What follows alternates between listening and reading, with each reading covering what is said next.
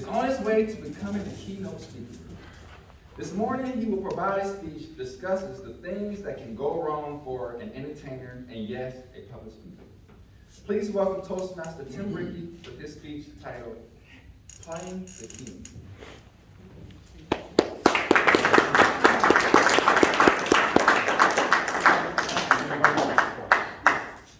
Playing the King. I go back to the district conference. Who used to have those Toastmasters? Anybody remember those? A district conference meeting, I'm sorry, not district, regional conference is what I'm trying to think of. It takes the entire South, and the top speakers in each of those districts are now competing to go to the World Championship. One of my students is there. His name is James Webb. Has nothing to do with the new telescope, by the way. I put a bottle of champagne in the middle of our table. My wife Laurel and I were there with James. And I'm in the sun. Thank you, Tim. And he said, what's that? And I said, well, that's when you win. He said, you're that sure? I said, absolutely. Now, he didn't know. Wasn't absolutely sure, but I knew that would instill a bit of confidence in him. But I had a lot of jobs at the regional. We had practiced a year with all songs from the South with Barbara Bershon putting the whole thing together.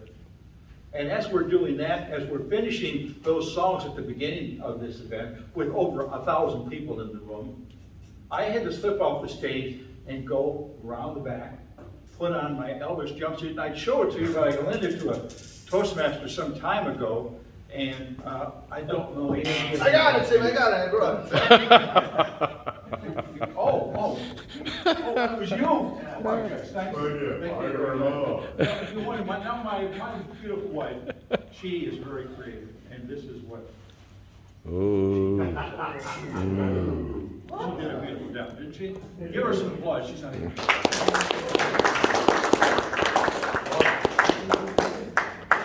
So who is the MC of that event? Why, our own Carl Wright, my best friend.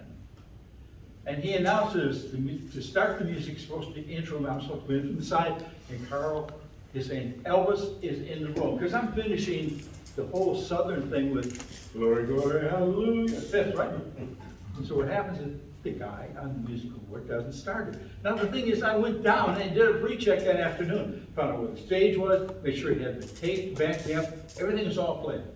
Nothing. I'm standing outside, just start waiting. Carl says, Elvis is in the building. He says it again. Still nothing. So I finally had to come out and I go up and I run up to the microphone. And I'm getting a lot of cheers and all this stuff, but I'm thinking, what's going on? I grab the mic and the music starts. Oh, good. Nothing. He had my voice off. So I looked at him and he goes, and now he turns my voice on, but he's got me so loud you can't even hear the music. So I said, turn. I'm giving him hand signals on the back of my hand. Turn it down, turn it down, turn it down. He turns it down, then I can't hear the music at all. So he slowly, bring it slowly up. Now I don't know where I am on that song. I don't know where, so I do, but I'm doing some moves, and some, and the crowd's just loving it. And thank God for Toastmasters, we all help each other out. Right? So this is one of the things that happened. I finally finished the song. I've got a tape of it, so if I want to be humbled, I just go watch that again because it's very devastating what happened that day. But that was just one of the events.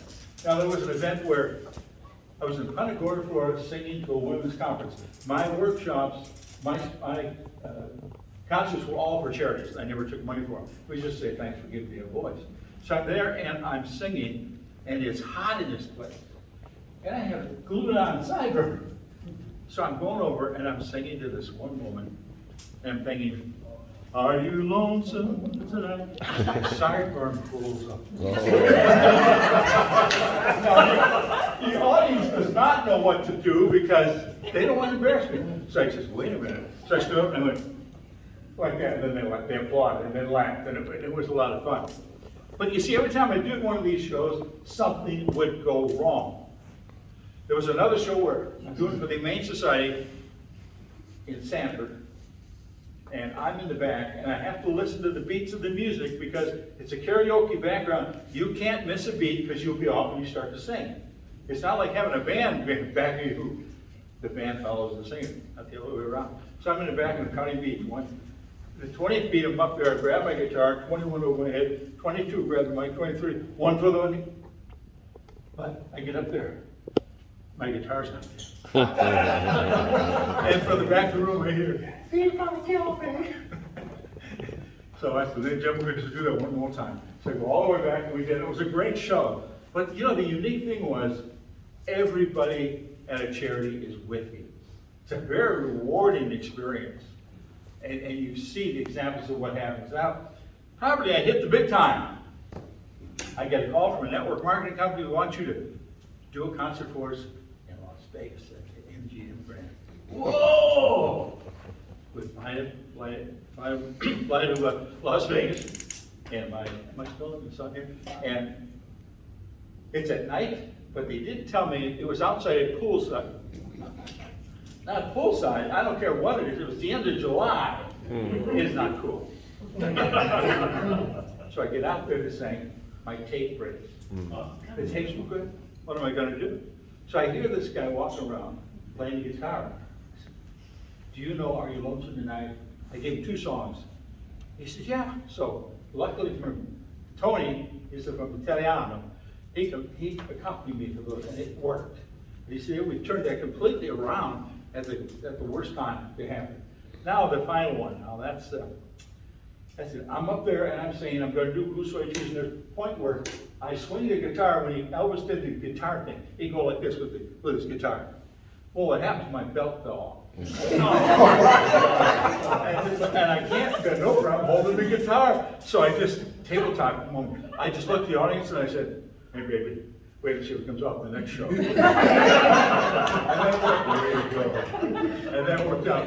But then we get on the plane, we're heading home, and I'm thinking, well, all the problems are over, we're going home, and we're up 10,000 feet, and the pilot comes on and he said, "Ladies and gentlemen, we're now at 10,000 feet. I do not want you to worry with this, the newest technology. This plane is totally controlled electronically with AI. There's really no pilot on here, it's all controlled AI, and nothing can go wrong. Go wrong. Go wrong." And let me leave you. Someone said, "Can you do an Elvis move?" And I said, "Well, yeah, you can do this one, this one. Don't do that at home. I am a professional."